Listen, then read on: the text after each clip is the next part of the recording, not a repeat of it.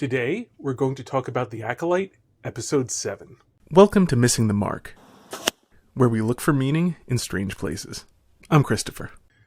So, Episode 7 is out, and we finally get to find out what really happened. The big reveal. And to be frank, I was shocked. Specifically, I was shocked at how small the reveal was and how little changed. Things aren't quite what they seemed in Episode 3, but the big differences are mostly that the Jedi were telling the truth the whole time, and that the witches were actually worse than they seemed. Don't get me wrong, I think that the idea was supposed to be that the Jedi were to blame for everything that happened, except you'd need to be a moron or have an evil moral system in order to assign the Jedi more than about 1% of the blame for what happened. I'm going to talk about this episode a little differently than the others.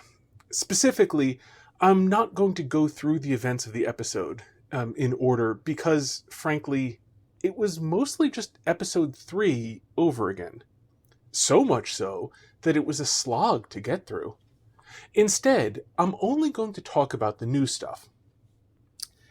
First, and this was really the biggest reveal, it turns out that Indara, the Carrie-Anne Moss Jedi, was telling the truth when she said that the Jedi thought that this planet was uninhabited. They came to the planet to study the flora and fauna. There was some kind of disaster that happened many years ago, and the planet recovered way faster than it should have, and the Jedi are here trying to figure out why. So, for the past 7 weeks, they've been taking plant samples and looking for the Force with a metal detector? They gave the Wookiee that job. Also, Torben the Padawan is really tired of this and wants to go home because it's boring as hell and no one has told him why they're doing it. Also, Master Indara is kind of a jackass. She keeps telling Sol to not project his feelings onto others when he clearly isn't. Like when Sol said that Torben was confused. The problem is that this happened right after the scene that made it really obvious that Torben was confused. You didn't need Jedi powers to detect his confusion. Torben basically said it outright. All that was needed were ears and a functioning brain. Also, at one point Indara smugly tells Sol that not telling her Padawan anything is why she has a Padawan, and Sol doesn't. Like, when he asked a question, Sol gave him an answer, and Carrie-Anne Moss later said, "You shouldn't have." Carrie-Anne Moss deserved better than the character of Indara. Anyway, at one point, Indara sends Sol to collect plants at a new location, and that's when he accidentally stumbles into the twins at the Bunta tree, discovering that there are people on the planet. So, despite the space witches living in a giant stone fortress on a mountain, nearby to where the Jedi have been for 7 weeks, the Jedi actually didn't know that there was anyone on this planet, and just found it by sheer luck. Not even by someone being guided by the Force. Sol didn't have a feeling, he was just out collecting plant samples where he was told to collect them, which was like the next quadrant to collect them in. I know it seems a bit unlikely that two groups should happen to be within a mile or two of each other on an entire planet, but maybe this was the only few square miles of land on what's otherwise an ocean planet. I don't know. Anyway, he follows them back to their giant stone fortress, which still looks like a dam transplanted from someplace with water to the top of a mountain. He climbs up the mountain and enters the fortress and does reconnaissance. Then we get the, frankly, extremely minor and meaningless reveal that Sol spying on the space witches was the cause of the creaking, which ended the teaching scene in Episode 3. Maybe the reveal there is that the space witches actually aren't very strong with the Force? That probably wasn't what it was supposed to be. We get to see that the Jedi are really concerned about the girls, which is not very much of a revelation because a coven of witches having 2 young girls does look very sketchy to any reasonable person. So, when the Jedi show up to confront the witches about the girls, which is during the ascension by pure coincidence, we find out what went on with Torben. Mother Anastasia caused him to hallucinate. Well, that's not quite the right term. He saw himself in the courtyard, but alone, and it was dark, but his speaking didn't happen in the real world. But later when he kneeled, that did happen in the real world. So I don't know what was going on. Anyway, whatever it was, he was in the upper courtyard and Anastasia was with him, talking to him about how he wanted to go home. Because it's so boring. Well, he didn't say why. She just kind of like knew that he wanted to go home.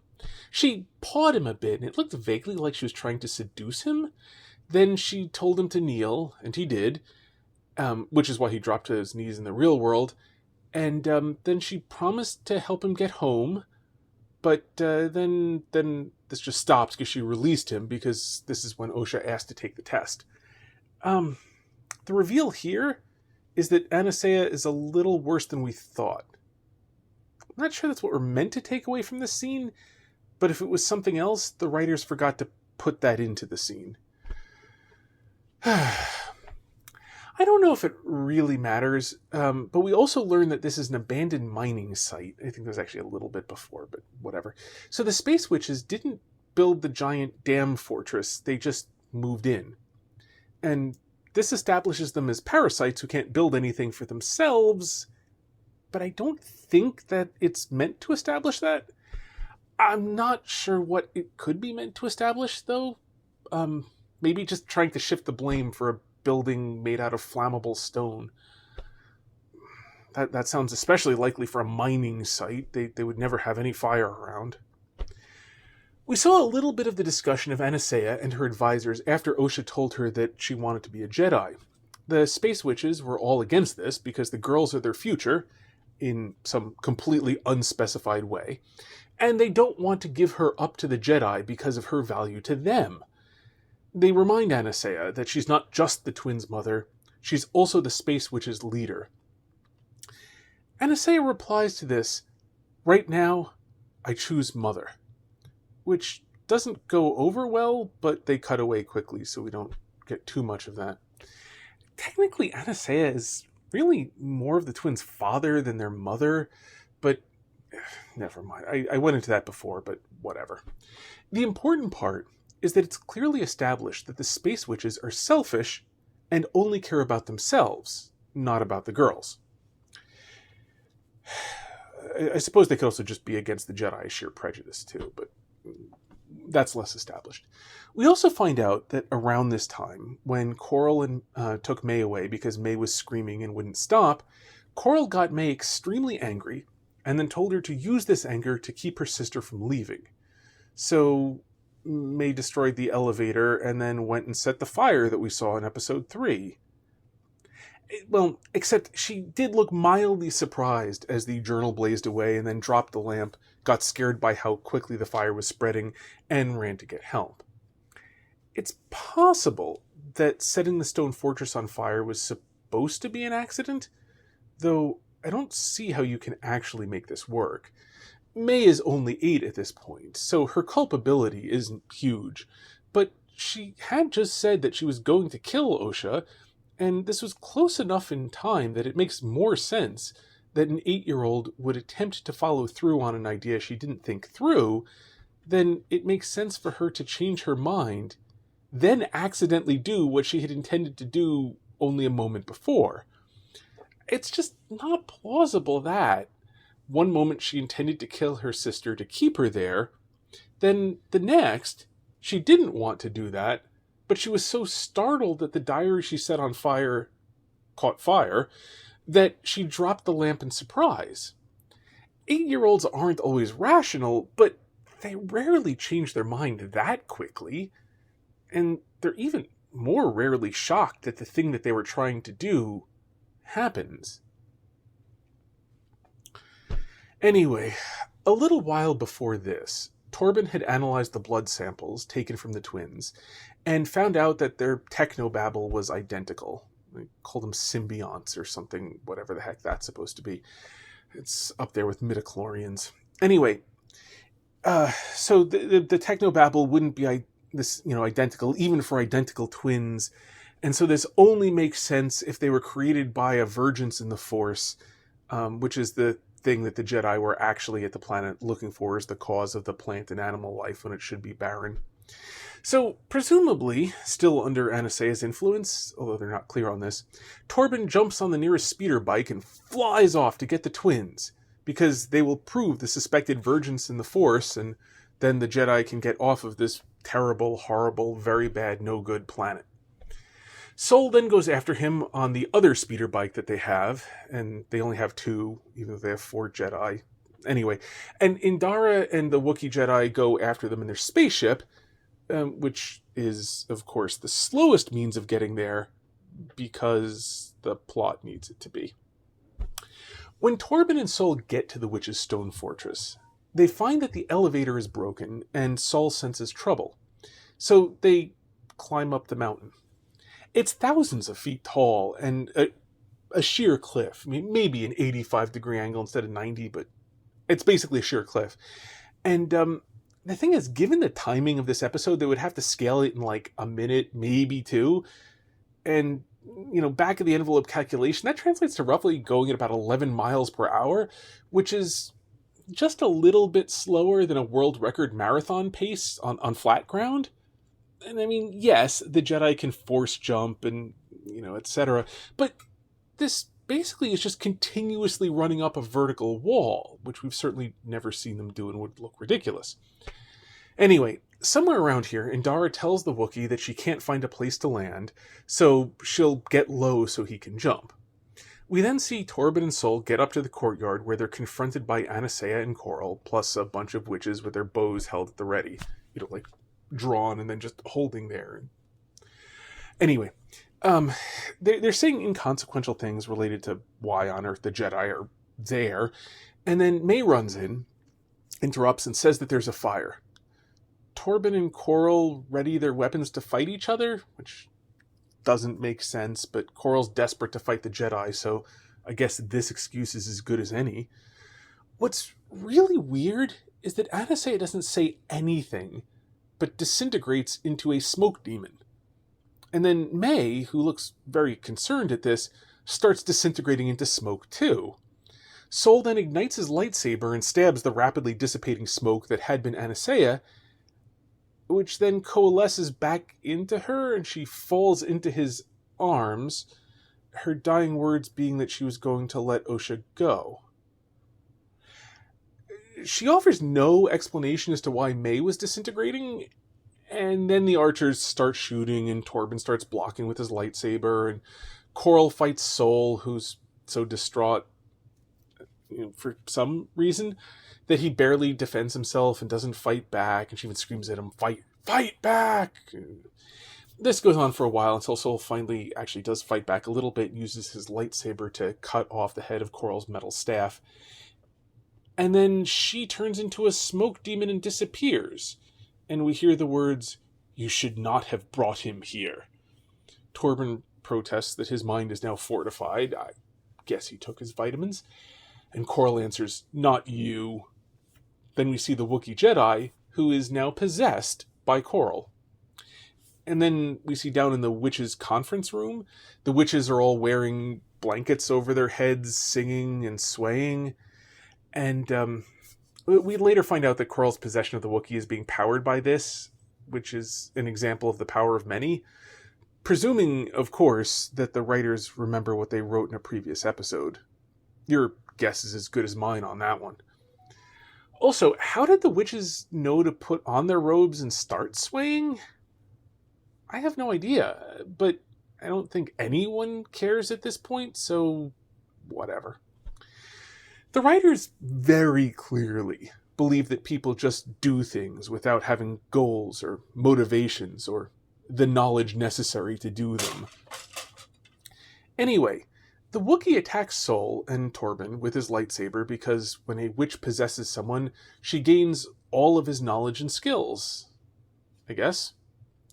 So there's a big lightsaber battle where the Wookiee wipes the floor with the 2 non-Wookiee Jedi, not much of a surprise there, until Indara jumps in, grabs the Wookiee's head with her legs. She like jumps up and sort of lands on him and spins around, and then throws him to the ground. Then she gets next to him and puts her hand up next to his head. And then she wrestles the witches for control of the Wookiee's mind. And, credit where credit is due. The editors actually make this look like there's a struggle, which is an achievement since all they had to work with was various actors looking intent and barely moving. After a bit of this, Indara's power of one overcomes the witch's power of many, and the Wookiee's mind is freed. And for some reason, this results in all of the witches dropping dead, which explains why they look like there was no physical cause for their death in episode 3. Oddly, the critical drinkers' theory that they died of boredom is still on the table. Well, that's almost all the new stuff. We do see the scene where May and Osha are on the broken bridge, and the two halves, and there's a big span in the middle that's missing for some reason. And then it turns out that Sol used the Force to grab both bridges and prevent them from falling for a bit, but the strain is too much for him, and he drops May, and then he grabs the bridge Osha is on using both hands. I mean, using the Force, but, both hands, so extra force. But a few seconds later, that stops working too, and Osha falls, and then Sol grabs her arm, just as we saw before. Then they're on the ship with Osha unconscious with an oxygen mask on, but we still get absolutely no explanation for why Osha is unconscious and wearing an oxygen mask. I mean, she ran to the ship without help, and the fire was nowhere near their path. I mean, they could, see it off in the distance, but there's no question of smoke, so... Anyway, the final bit of new information we get is Indara saying that they will tell the council the truth. Someone asked, what are we going to tell the council? She said, we'll tell them the truth. That May set a fire and everyone but Osha died. Sol objects, saying that, he needs to face the council for some reason. But Indara says that after everything he's done, this isn't the time to think of himself and his need to face the council. Because if the council decides against him, it would deprive Osha of the one thing that she still has. I don't see why the council would decide against him, but whatever. So Sol decides to go along with this. And that's it. That's all of the new stuff in this episode. Okay, so first things first. This makes no sense as something that Sol tells May, which you'll recall is our framing story, since basically the only parts that May didn't know were the beginning, where the Jedi are collecting plant samples and trying to find divergence in the Force using a metal detector, and the end, where Indara talks Sol into not telling everything to the council. And how much can May possibly care what Sol told the Jedi Council? This episode would have made far more sense as something told to Osha. Also, Torben asking May's forgiveness and taking the poison really makes absolutely no sense now. The only thing he could possibly hold any Jedi culpable for is Anasea's death, and that would be Sol's fault, not his. But let's talk about that. I know that this episode is supposed to show how the Jedi were actually bad, but if you only consider what was on the screen and not what people said in interviews or in blog posts or wherever they said it, that's not what happened. The Jedi were there to investigate a weird phenomenon on what they believed was, and what had until recently been, an uninhabited planet. That's entirely reasonable. Having seen the Force-sensitive girls being brought inside by a nasty woman and sensing, via the Force, that the girls were in danger, it was reasonable to investigate. Having seen that the girls were in the custody of a dangerous, evil group of space witches, it was reasonable to be concerned for the girls.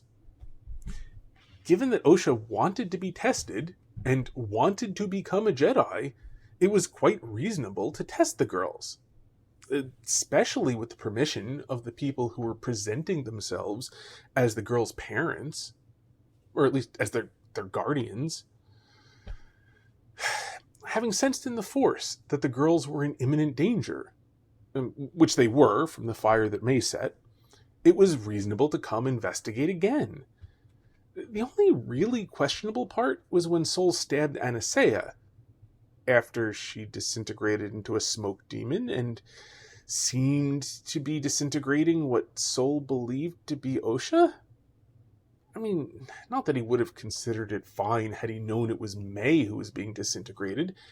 That said, while it may have been questionable, concluding in the moment that Anastasia was attacking Osha and that he had only a second or two to prevent Osha's death was not unreasonable.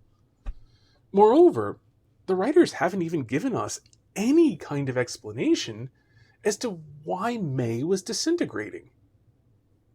I mean, she was smoke, and parts of her weren't there. It was so weird. And they showed a Sol directly looking at her, too. And she looked quite distressed at this. She looked scared. So it wasn't something she was, doing. And, for that matter, they gave us no explanation as to why Anastasia was turning into a smoke demon. And there was certainly no reason presented to believe it was for a good purpose. I mean, if you want to, you can guess that a smoke demon was Anastasia's firefighting form, but there are several problems with this. First, it makes no sense for a smoke demon to be her firefighting form. Second, at best, she's culpably irresponsible to not say anything to anyone about what she's going to do before turning into the smoke demon. Third, her assuming a firefighting form still doesn't explain May disintegrating. Fourth, until Coral turned into a smoke demon a minute late, when Coral turned into a smoke demon a minute later, it was to possess the Wookiee Jedi. That doesn't seem useful for firefighting.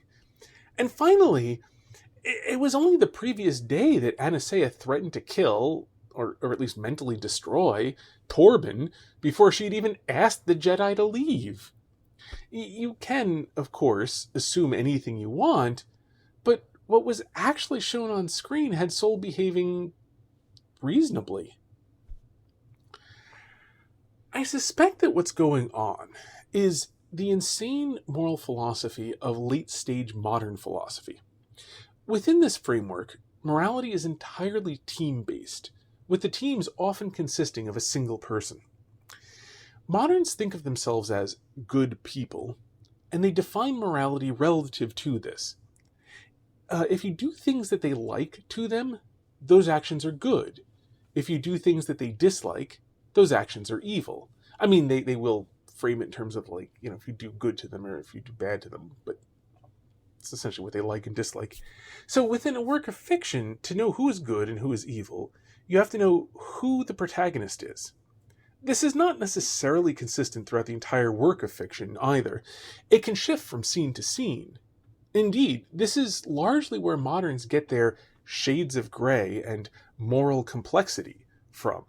When they say these things, it largely means that they make different characters the protagonist in different scenes. Since good and evil are defined relative to the protagonist, in real life this means that they're radically self-centered, by the way, making different characters the protagonist means that they're presenting actions as both good and evil, which they believe makes this complex, when in reality, it's merely incoherent. This is why the Space Witches can be taken as being good, even though we're clearly shown that they're evil. They're evil according to principles. I mean, true principles at least. If you have really bad principles, then obviously, they could be otherwise. They're good according to sometimes being protagonists. So you can see this actually in the way the majority of the Coven dies, which I think we're supposed to take as bad.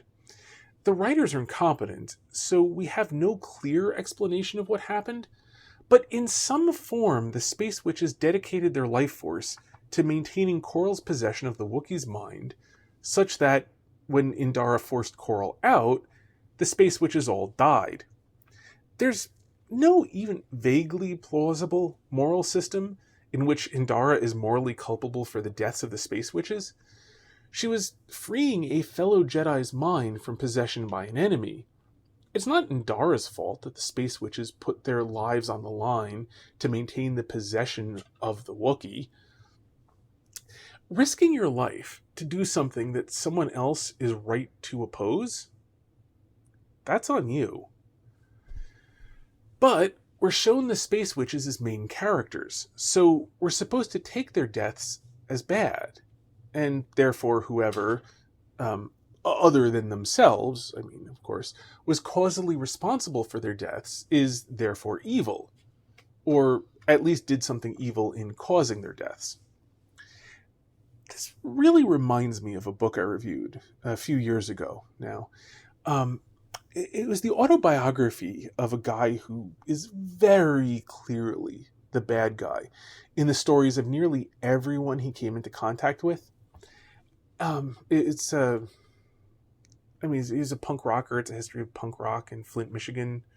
And punk rock is kind of about being bad, so not so much of a surprise. But, the interesting thing was, despite his describing the events in ways that clearly put him in the wrong, with one major exception, he regarded himself as the hero and his victims as the bad guys. It was hard to read, but fascinating. Anyway, we seem to have something very similar here. We're given scenes which show the bad guys as protagonists, so we're supposed to identify with them and consider them getting their just desserts as bad. It's a fascinating look into the psychology of the awful people who make up Hollywood these days. We also come back to the question raised in episode 3. Are the space witches the bad guys? They were portrayed somewhat sympathetically, or maybe sympathetically at times, but they were nonetheless also portrayed as evil in episode 3. If anything, they're portrayed as more evil in this episode. And that may not be entirely by accident.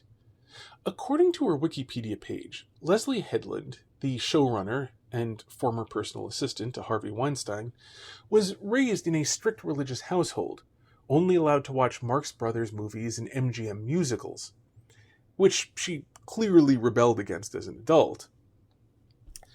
I've also heard, I don't think it's on the Wikipedia page, but I've heard elsewhere that her troubled relationship with her own sister was an influence on the Acolyte, that apparently both Leslie and her sister see the other as the bad guy in their relationship. She might not have been able to help herself when she saw the strict upbringing of the twins within the coven. She might have projected her own issues with her parents onto the witches. They were really the only ones available to project that onto, and she probably desperately needed to project it onto someone. So it's possible that the space witches were meant to be bad, and that the Jedi supposedly being bad too is really about everyone being bad guys, not that the space witches are actually meant to be the good guys. Everyone being bad guys would certainly be a popular theme among many Hollywood types these days. There are a few other interesting things to consider. The various things that make no sense, such as the stone fortress burning down, really were just bad writing by people who do not understand how fire works. That the Jedi couldn't see the stone fortress on the top of a mountain, which must be visible for 100 miles around, was because the camera wasn't pointed at it until the scene where they wanted the Jedi to go to it. I suppose that we have to forgive the idiocy that an 8-year-old is too old to start Jedi training because this stupidity was in The Phantom Menace too, even though it clearly contradicted The Empire Strikes Back, and more importantly, is as dumb as a proverbial bag of dog manure. And it's kind of especially weird since both in The Phantom Menace and this show, the 8-year-olds do end up receiving Jedi training. So I don't know why everyone says that they're too old and then they're clearly not. It's also curious that they spend the entirety of episode 7 on this flashback, which presumably is told by Sol to May while she's handcuffed to the bed in sickbay. This means that they have only one episode left to have Sol and May find Osha, then do whatever it is the writers are going to do to finish the show. Presumably, they're going to kill everyone, but you never know. Maybe they're going to end on a cliffhanger. in the hopes of having a season 2. Trying to predict where this series is going is like trying to predict the number that will come up on a fair D20. So, until that die is cast, may you hit everything you aim at. If you like this video, then clicking the like button, according to YouTube, will make them more likely to recommend it to others. If you know anyone who might get something out of this video, then it would be kind to share it with them, or just share it on social media in general. And if you'd like to see future videos of mine, you can subscribe. And if you're not in the habit of checking your subscriptions page regularly, then I suggest clicking the notification bell and setting that to always, because otherwise subscribing to a channel basically just sort of like gives YouTube a hint that maybe it should consider recommending these videos to you, possibly at some point, if they think so. It's a funny world we live in. God bless.